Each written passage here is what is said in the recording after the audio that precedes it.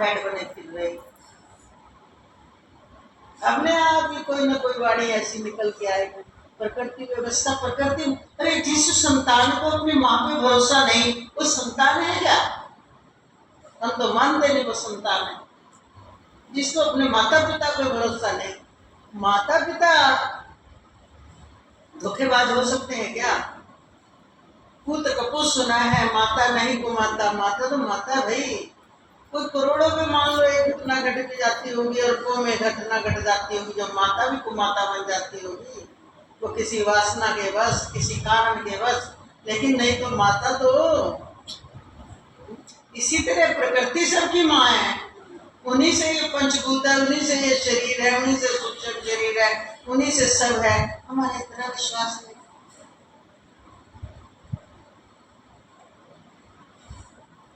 इतना भी विश्वास नहीं।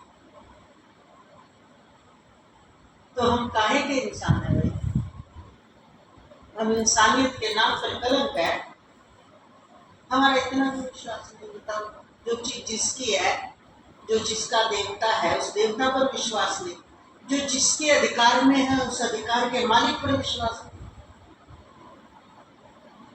आत्मा तो परमात्मा से है, इसलिए हमारे आत्मा के उसमें हमें अपनी यात्रा करनी चाहिए। अपनी अंतरात्मा में अपने परमात्मा से मिलन करके एकाकार हो जाना चाहिए।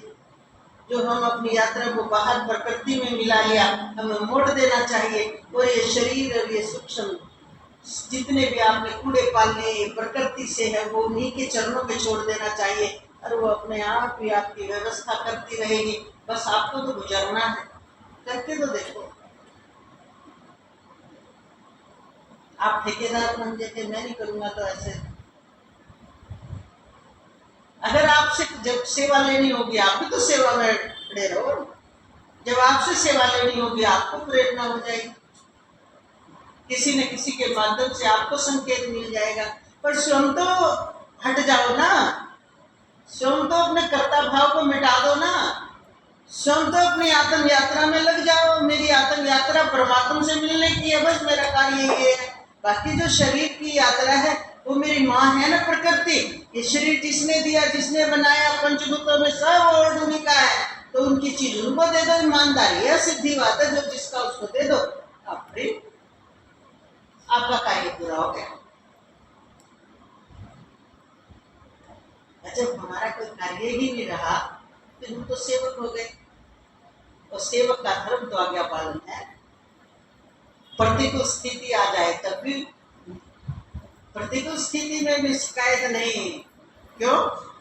अगर आपका विश्वास है माँ कभी गलत नहीं कर सकती, माँ प्रकृति, माँ भगवती शक्ति, तो वो आपके साथ गलत कैसे करेगी? निर्णय को स्वीकारो। उसमें भी कुछ आपकी आने वाले समय में अच्छाई छिपी है। अब आप इसमें क्वेश्चन करोगे, फिर ऐसे आंख बीच के हम कैसे चले जी? इसका मतलब विश्वास नहीं। आंख तो तुम्हारी ही खुली है, जैसे प्रकृति के तो आंख ही नहीं है। उसकी तो आंख है ही नहीं, वो तो देखती रहती है, उसमें बंद ही नहीं होती कभी। ये आंख तो कभी बंद होती है, कभी खुलती है।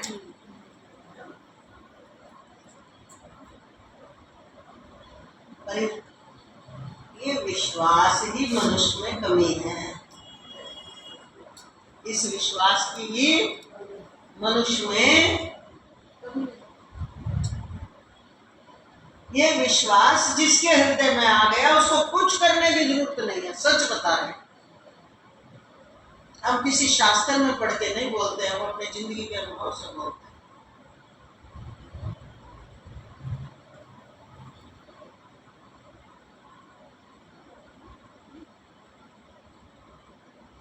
जिनके अंदर में विश्वास जग गया, देखो हमने तो रास्ता दिखा दिया कि तुम जो हो, जिससे हो, उनके होकर हो। आत्मा परमात्मा से है, परमात्मा की है, परमात्मा के होकर हो। सीधा नियम। शरीर चाहे वो सूक्ष्म शरीर है, चाहे वो विचार है, चाहे वो इच्छाएं हैं, कुछ भी आपने इकट्ठा किया है, वो सब प्रकृति से है। उनकी भेंट चढ़ा दो। ये कूड़ा मैंने अपना मान कर इकट्ठा कर लिया था। हे माँ, आपके श्री चरणों में समर्पित। अब मुझे जैसे जैसे आज्ञा देते रहोगे, मैं इस लिखे मूढ़ प्राणी, इसीलिए मैंने कूड़ा इकट्ठा किया, इसलिए आज से आदमी से संभालोगे। बस उसके बाद आप नजारा देखते रहो। परिस्थिति तो राम के जीवन में भी अनुकूल नहीं आई, कृष्ण के जीवन में भी अनुकूल नहीं आई, अनुकूल भी आई और प्रतिकूल भी आई। परिस्थिति इसी का नाम संसार है। पर कहीं शिकवे शिकायत रहे, जहां शिकवे शिकायत बंद हो जाते हैं शरणागति के बाद, वहां किंतु परंतु लेकिन ये तीनों शब्द विलीन हो जाते और वहीं से कृपा दिखनी शुरू हो जाती है। ये है कृपा का जन्म। आप स्वयं ठेकेदार बनते हो चीज की, मैं ये करूंगा तो ये कर दूं। वो टिटहरी वाली बात है, मैं आकाश गिरेगा उसको उठ लूंगी, मेरे बच्चे सुरक्षित रहेंगे। अरे टिटहरी का तो फिर भी इतने छोटे पक्षी का आकाश उड़ने की पावर आप में तो वो भी नहीं, एकदम रखते हो गए इतनी पावर। यानी विश्वास तो टिटहरी जितना भी नहीं है, उसका कम से कम इतना विश्वास तो कि वो रोज अपने प्रयास में सफल है। आकाश गिरेगा मेरे बच्चे ना मर जाएं, मैं उठ लूंगी अपने उन पतले पतले पंजों।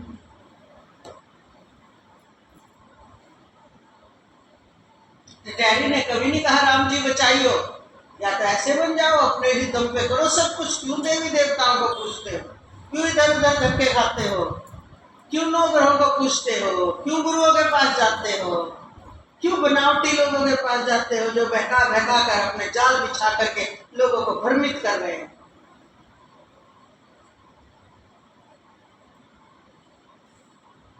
आप लोग भोले भी हो, अज्ञानी भी हो, मूढ़ भी हो। अगर आपको समझ में आ जाए बात तो कहावत है ना, युक्ति से मुक्ति, जन्मों का रास्ता तुम्हें पार हो गया। युक्ति की बात है, युक्ति समझ में आई, अंदर शांति आई। पर जो डगमगाने की आदत है, फालतू चर्चाएं करने की आदत है, फालतू चिंता करने की आदत है, चिंता से चिंतन करने की आदत है, यही आपकी पावर का हरासमेंट है। यही आपके विश्वास को डाउन कर रहा है। नहीं तो विश्वास तो विश्वास, बस विश्वास में है परमात्मा खास, ये नियम है। मैं खास कहाँ हूं? विश्वास में। लेकिन ये बात समझ में आनी बड़ी मुश्किल है, इसीलिए अज्ञानता यही हमें भ्रमित किए हुए है। तो यहाँ बात साक्षी की चल रही है। साक्षी की स्थिति प्राप्त करने के लिए तो आपको समझ ही आ गया कितनी तिलांजलि देनी पड़ती है। माया के मारा जीव बेचारा सारा दिन तो कुतर कुतर चूहे की तरह कुतरनी लगी रहती है। आज ये हो गया, कल ये हो जाए, परसों ये हो जाए, बेटी के यूं हो जाए, बेटे के यूं हो जाए, बहू के यूं हो जाए, मेरे यूं हो जाए, घर में यूं हो जाए, धन की कमी है तो धन आ जाए, बच्चा नहीं हो रहा तो बच्चा हो जाए, विवाह नहीं हो रहा तो विवाह हो जाए, सगाई नहीं हो रही तो सगाई हो जाए, दुखी बेटी है तो सुखी हो जाए। सारा दिन तो कुतर कुतर कुतर कुतर कुतर कुतर की कुतरनी हटा दो भाई, अगर कुछ चाहिए तो। ये हमने आपको सरल तरीके में सिद्धांत बता दिया, मानो या ना मानो मर्जी आपकी।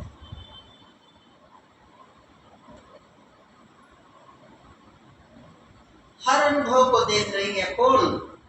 वो भीतर एक साक्षी जो है, दुख को भी, सुख को भी, विचारों को भी, मौन को भी। और तब वो एक दिन ये जान जाता है कि ये साक्षी उसका वास्तविक स्वरूप है।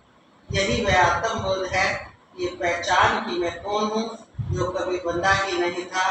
आत्मबोध के क्षण में ये अनुभव नहीं होता कि कोई ज्ञान प्राप्त हुआ है। ये अनुभव होता है कि जो अंधकार था वो स्वयं ही मिट गया है। यह बोध अज्ञान के अंत से नहीं, सत्य के उदय से होता है। जैसे सूर्य के उगते ही अंधकार अपने आप समाप्त हो जाता है, वैसे ही आत्मबोध के समाप्त प्रकट होते ही अज्ञान अपने आप मिट जाता है। कोई संघर्ष नहीं, कोई प्रयास नहीं, आत्मा का प्रकाश सदैव था, बस हम उसकी ओर देखने का अभ्यास भूल गए हैं। आत्मबोध उसी स्मरण का नाम है, भीतर की ज्योति को देख लेना, यानी उपनिषद का ये वचन, सदा आत्मा जायते तदा सर्वम ज्ञायतम भवति, केवल दार्शनिक सूत्र नहीं बल्कि एक अनुभूति का साक्षात्कार है। जब आत्मा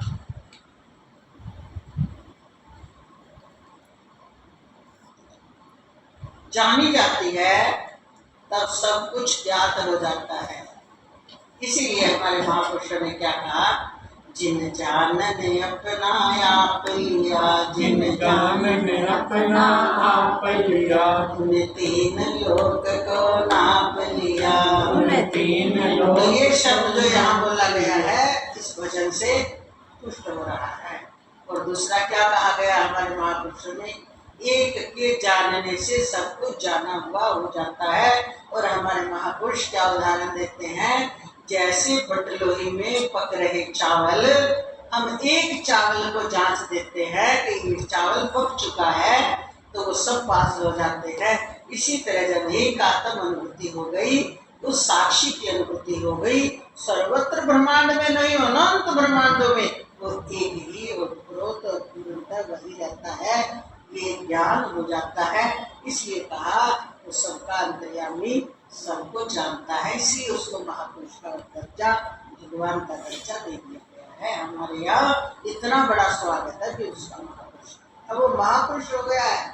महापुरुष क्यों हो गया, यानी उसने अपने महान पुरुषों को जान लिया। महान पुरुष कौन है, वही आत्मदेव जो सर्वत्र व्यापक है।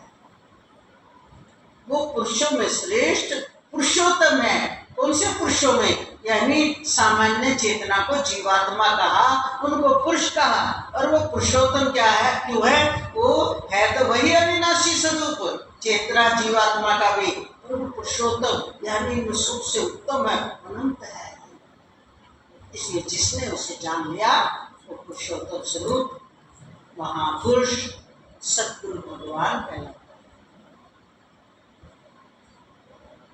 क्योंकि आत्मा ही सब कुछ है।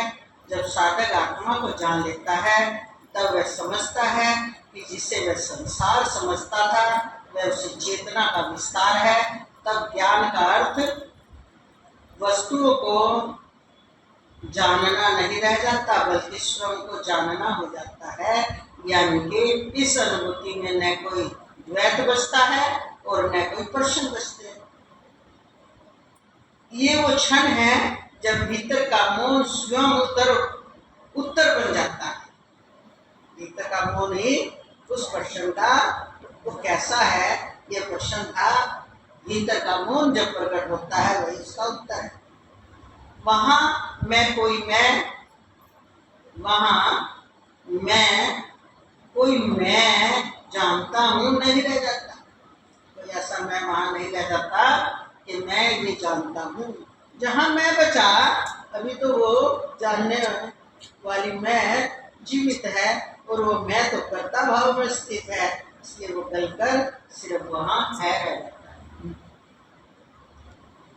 क्योंकि जो जान रहा था वही एक अब ध्येय बन गया, वो भी जानने में। जानो जानो जानने वाले को अब वो स्थिति आ गई। ज्ञाता ध्येय एक हो जाते हैं। यही वेदांत का परम रहस्य है, यही आत्मबोध है, यही उसकी प्रकाष्ठा है। इसे अनुभव यानी शब्दों में बांधना असंभव है। जो इसे कहने का प्रयत्न करता है वह इसे सीमित कर देता है। इसलिए उपनिषद सर्वोच्च मौन को की भाषा मानता है। मौन हो गया, चुप हो गया। यही कारण है कि ऋषि आत्मबोध की चर्चा करते हुए अक्सर मौन हो जाते थे और कहते हैं, अर्थात जहाँ वाणी और मन लौट जाते हैं वही आत्मा का क्षेत्र है। जब साधक इस स्थिति में प्रवेश करता है ना, तब अनुभव करता है कि अब साधना करने की कोई आवश्यकता नहीं। जो करना था वो हो चुका, जो खोज रहा था वही मिला है, जो खोजने वाला था वो भी उसी में विलीन हो गया है। ये है हमारी यात्रा। ये अंदर की यात्रा जब शुरू कर लेगा उसके ये किंतु परंतु लेकिन मेरा तेरा ये सब होने लगता है। इसलिए इन शब्दों को कम प्रयोग किया करो, अपनी यात्रा शुरू करो। बहुत सी सदगुरुदेव आज वाणी को यही विराम देते हुए बहुत सच्चिदानंद भगवान की